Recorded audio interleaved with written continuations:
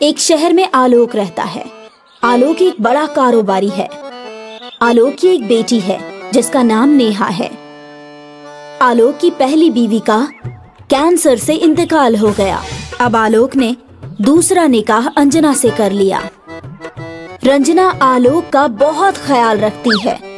رنجنا صبح صبح آلوک کے لیے چائے لے کر آتی ہے۔ ارے رنجنا، تم صرف ہم دونوں کا ہی خیال رکھتی ہو، اپنا بھی خیال رکھا کرو۔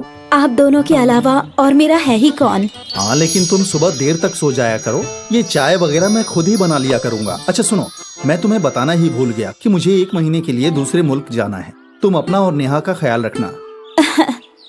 لیکن ہم 1 مہینے تک کیسے رہیں گے؟ میں روزانہ ویڈیو کال کرتا رہوں گا۔ مجھے بھی کچھ کہنا ہے۔ ہاں کہو نا۔ یہ نیہا کے اسکول کا فارم ہے، آپ اس پر دستخط کر دیجئے۔ ارے تم اتنی صفائی کیوں دے رہی ہو؟ میں تم پر بھروسہ کرتا ہوں۔ لاؤ، بنا پڑھے ہی دستخط کر دیتا ہوں۔ پہلے آپ پڑھ تو لیجئے۔ تم نے پڑھ لیا تو سمجھو میں نے بھی پڑھ لیا۔ آپ کو کب جانا ہے دوسرے ملک؟ آج شام کو ہی میں اپنا ATM اور کریڈٹ کارڈ دے کر جاؤں گا، اور گھر پر رکھا کیش بھی تم استعمال کر لینا۔ آلوک نے پیپرز پر دستخط کر دیے اور شام کو ودیش روانہ ہو گیا۔ نیہا اپنے کمرے میں سو رہی ہے۔ آج اسے جگنے میں دیر ہو گئی۔ نیہا کی آنکھ کھلی تو اس نے دیکھا کہ آج امی نے اسے جگایا نہیں۔ امی، آج آپ نے مجھے جگایا کیوں نہیں اور ناشتہ بھی نہیں لگایا؟ ہاں، میں تو تیری خدمت کرتی رہوں نا، جیسے کہ تو کہیں کی مہارانی ہے جو ہر صبح تجھے جگا کر ناشتہ کراؤں۔ امی، سب خیریت تو ہے نا؟ ہاں، سب خیریت ہے۔ جا کے اب باورچی خانے میں برتن مانج لے۔ لیکن امی، مجھے تو برتن مانجنے آتی نہیں۔ مانجنے نہیں آتی تو برتنوں میں کھانا کیسے کھاتی ہے؟ چپ چاپ جا اور سارے برتن صاف کر دے۔ اور ہاں، بالکل چمکتے ہوئے برتن چاہیے مجھے، ورنہ مجھ سے برا کوئی نہیں ہوگا۔ آج امی کو کیا ہو گیا ہے؟ میرے ساتھ اتنا برا برتاؤ کیوں کر رہی ہیں وہ؟ اب جلدی سے برتن دھو دیتی ہوں، اگر وقت پہ برتن نہیں دھوئے تو نہ جانے کیا ہو جائے گا۔ نیہا باورچی خانے میں جا کر جیسے تیسے برتن صاف کرتی ہے اور اسے اپنے امی ابو کی بہت یاد آتی ہے۔ نیہا نے برتن صاف کر دیے اور اپنے کمرے میں چلی گئی۔ دوپہر کو نیہا کو بھوک لگی ہے اور وہ اپنے کمرے سے باہر آئی۔ اس نے دیکھا کہ رنجنا صوفے پر بیٹھی ہے اور ٹی وی دیکھ رہی ہے۔ مجھے سمجھ میں نہیں آ رہا کہ امی سے کھانا مانگوں یا نہیں۔ ویسے ایسا بھی تو ہو سکتا ہے کہ صبح ان کا موڈ کسی بات کو لے کر خراب ہو، لیکن اگر ایسا ہے تو پھر امی نے مجھے کھانے کے لیے آواز کیوں نہیں لگائی؟ امی روز تو ایسا نہیں کرتی، پر ابو کے جانے کے بعد سے ایسا ہی چل رہا ہے۔ رنجنا کی نظر نیہا پر پڑ جاتی ہے۔ کیا ہوا؟ یہاں کیوں کھڑی ہے؟ امی، بھوک لگی ہے۔ ارے یہ بھوکے لوگ بھی نا چین سے نہیں بیٹھنے دیتے، کبھی کچھ تو کبھی کچھ۔ چل جا باورچی خانے میں جا اور جو کھانا رکھا ہے وہ کھا لے۔ جی امی، لیکن برتن بھی صاف کر کے رکھ دینا۔ نیہا باورچی خانے میں گئی تو اس نے دیکھا کہ وہاں رات کا باسی کھانا رکھا ہے۔ نیہا کی اپنے امی کے پاس جانے کی ہمت نہیں تھی، اسی لیے اس نے روتے ہوئے وہ کھانا کھا لیا۔ اس طرح 1 مہینہ گزر گیا اور آلوک کے واپس آنے کا وقت ہو گیا۔ رنجنا بیڈ پر بیٹھ کر انسٹاگرام چلا رہی ہے۔ آلوک آج پورے 1 مہینے کے بعد واپس لوٹا، لیکن رنجنا نے اسے نظر انداز کر دیا۔ رنجنا، تم مجھے ایسے نظر انداز کیوں کر رہی ہو؟ ارے بھائی، میں اتنے دنوں بعد گھر آیا ہوں، کیا تمہیں خوشی نہیں ہوئی؟ او ہاں، سمجھ گیا، میں تمہیں ویڈیو کال نہیں کر پایا، شاید اسی وجہ سے مجھ سے ناراض ہو۔ رنجنا، میں بہت پریشانی میں تھا اور اب مجھے بخار بھی ہے۔ اتنے پاگل کیوں ہوئے جا رہے ہیں؟ کیوں اتنا شور کر رہے ہیں؟ ارے ودیش سے ہی آئے ہیں نا، کسی فوج سے تھوڑے ہی نا جو گھر کو اتنا سر پر اٹھا کر رکھا ہے۔ مطلب یہ کیا ہو گیا ہے تمہیں؟ میں اتنی ٹینشن میں ہوں، پھر بھی خوش ہونے کی کوشش کر رہا ہوں، لیکن تم مجھ سے ایسے کیوں بات کر رہی ہو؟ میں ابھی اپنے دوستوں کے ساتھ ویست ہوں، سبھی انسٹاگرام پر چیٹ کر رہے ہیں۔ رکو، ابھی بعد میں بات کرتے ہیں۔ رنجنا اپنے فون پر لگ جاتی ہے۔ آلوک غصے میں کمرے سے باہر چلا جاتا ہے۔ نیہا باہر کھڑی ہو کر ساری باتیں سن رہی ہے۔ وہ اپنے ابو کو 1 مہینے میں ہوا سارا واقعہ بتاتی ہے۔ آلوک بخار سے تپ رہا ہے، لیکن اس کا دھیان نیہا رکھتی ہے۔ رنجنا اٹھ کر بھی نہیں آتی۔ کیا ہوا ابو؟ آپ کس ٹینشن میں ہیں؟ بیٹا، اب تیرے علاوہ کون ہے سننے والا؟ ہماری کمپنی ڈوب گئی، میرے اوپر بہت قرضہ ہو گیا ہے۔ कोई बात नहीं अब्बू, आप टेंशन मत लीजिए, सब ठीक हो जाएगा। नेहा आलोक का अब और भी ज्यादा ख्याल रखती है। नेहा अपने टैबलेट में ऑनलाइन क्लासेस ले रही है। आलोक भी वहीं बैठा है। तभी वहाँ रंजना आती है।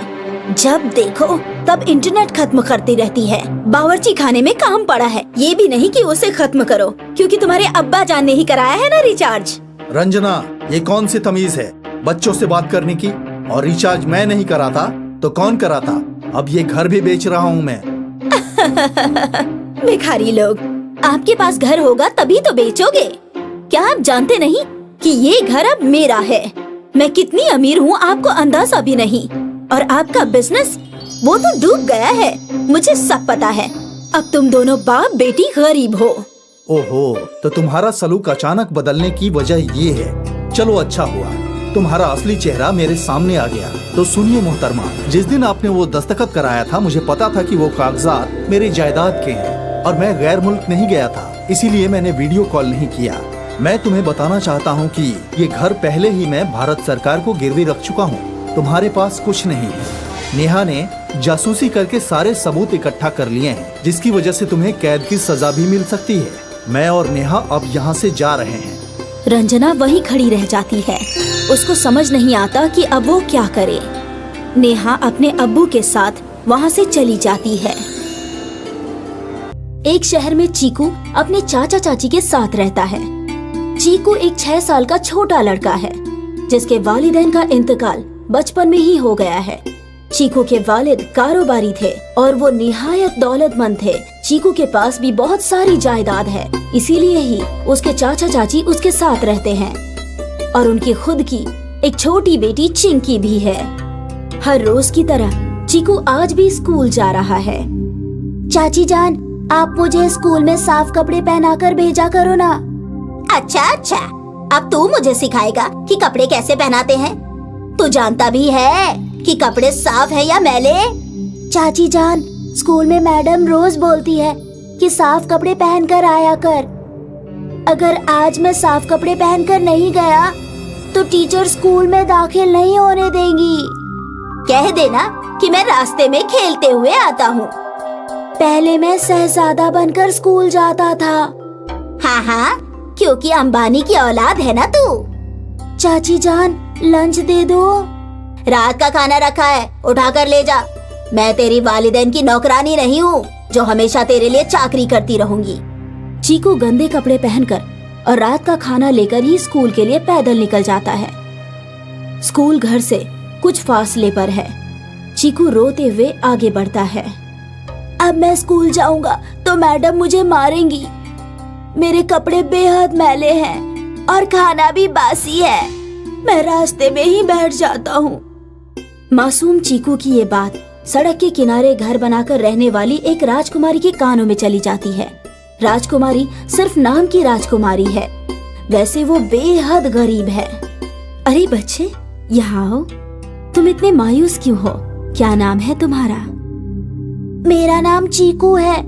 मैं स्कूल जा रहा हूँ, लेकिन मेरे पास ये रात का खाना है। मेरी मैडम ये देखकर बहुत मारेंगी।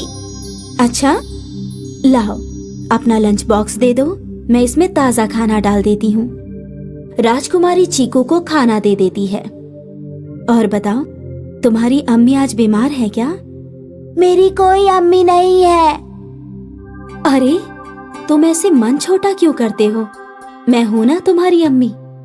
नहीं, मैं किसी को भी अब अपनी अम्मी नहीं बना सकता हूँ, क्योंकि मेरी चाची भी शुरू में मेरी अम्मी बनी थी और अब मुझे तनिक भी प्यार नहीं करती। खाना भी गंदा देती है और चिंकी को बेइंतहा प्यार करती है। अच्छा ठीक है, अम्मी मत बनाओ, लेकिन सौतेली अम्मी बना लो। और रोज स्कूल जाते वक्त रोजाना मुझसे खाना ले जाया करो। चीकू खुश हो जाता है और आगे बढ़ता है, लेकिन रास्ते में तभी चीकू का ख्याल आता है कि उसकी ड्रेस मैली है और टीचर तो उसे अभी भी मारेगी। हे भगवान, खाना तो सौतेली माँ से मिल गया, लेकिन मैं उनको कपड़े का बताना भूल ही गया। टीचर तो मुझे अभी भी मारेंगी। चीकू फिर से रोने लगता है। उसकी रोने की आवाज सड़क पर ही रहने वाली रजनी के कानों में जाती है। रजनी राजकुमारी की बड़ी बहन है। रजनी अपने घर से बाहर आती है और चीकू उसे सारी बात बताता है। घबरा मत चीकू, तुम भी मेरे बच्चे जैसे हो। मुझे ऐसे मत बोलो, क्योंकि मेरी चाची भी शुरू में यही बोलती थी, लेकिन अब मुझे मारती है।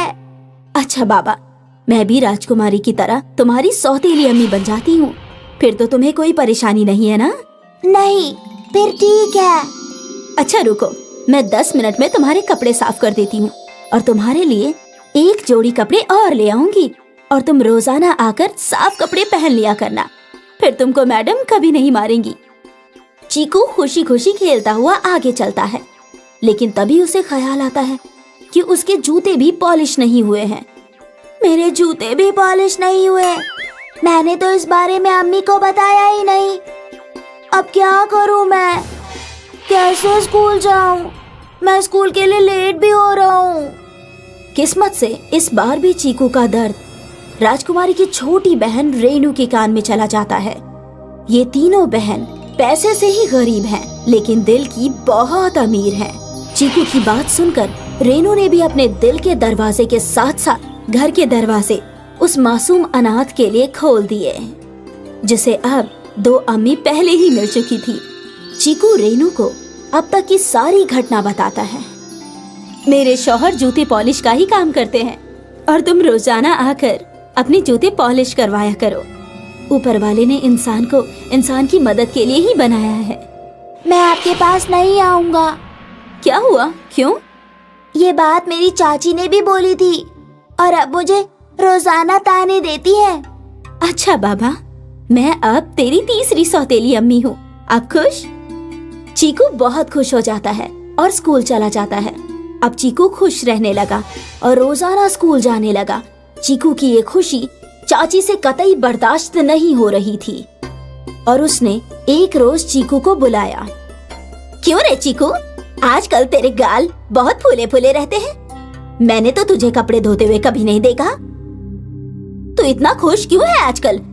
और तू अब कोई शिकायत भी नहीं करता? चीकू मासूम होता है। वो अपनी चाची जान को सब बता देता है। मेरी 3 सौतेली माँ है और वो मुझे बेइंतहा प्यार करती है।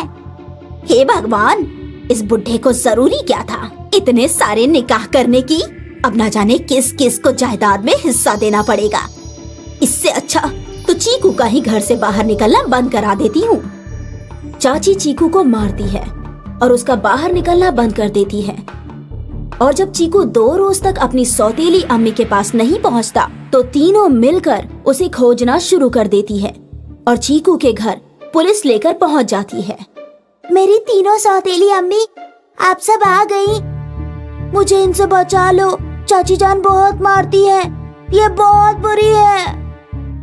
बेटा, तुम्हारी तीनों अम्मियों ने हमें सब कुछ बता दिया है। सारी जायदाद पर सिर्फ तुम्हारा हक है। अगर तुम अपनी देखभाल के लिए इन सौतेली अम्मियों को अपने साथ रखना चाहते हो तो रख सकते हो। बाकी नकली लालची चाचा और चाची को गिरफ्तार करके मैं हवालात ले जा रहा हूँ। पुलिस चीकू के चाचा चाची को लेकर जाती है और चीकू के पास उसकी तीनों सौतेली अम्मी छोड़कर जाती है। चीकू अब खुशी खुशी रहता है और अच्छे कपड़े पहनता है और खूब अच्छा अच्छा खाना खाता है।